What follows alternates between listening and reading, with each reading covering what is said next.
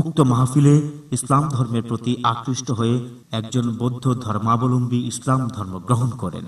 রোপণ বড়ুয়া এখন স্বেচ্ছায় আল্লাহর ওয়াহদানিয়তকে স্বীকার করে, রসুল করিম সাল্লাল্লাহু আলাইহি সাল্লামের নবুয়তের রিসালাতকে স্বীকার করে কলমা পড়ে ইসলাম ধর্ম গ্রহণ করতেছেন। এটা তোমার স্বেচ্ছায় করতেছো, ঠিক আছে? এই ইসলামের মূল হলো আল্লাহ এক। বলো কি আল্লাহ এক? বলো আল্লাহ অদ্বিতীয়, অদ্বিতীয়। এবং আল্লাহর রসুল হুজুর করিম সাল্লাল্লাহু আলাইহি ওয়াসাল্লাম, এটাই হলো ইসলামের মূল বাণী।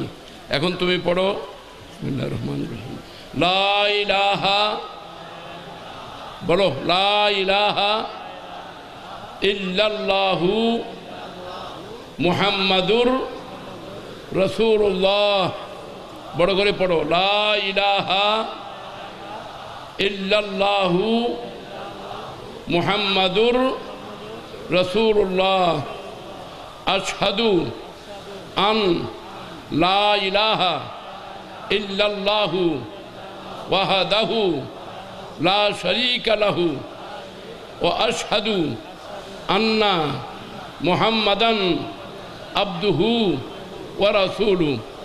আবার পড়ো, লা ইলাহা ইল্লাল্লাহু মুহাম্মাদুর রাসূলুল্লাহ। তোমার আগের নাম আর থাকবে না, এখন থেকে তোমার নাম হবে মোহাম্মদ ইয়াসিন। এর নাম হলো মোহাম্মদ ইয়াসিন। সবাই বলুন মারহাবা। আল্লাহ পাক তার এই ইসলাম গ্রহণ করাকে কবুল করুন। আসসালামু আলাইকুম। উক্ত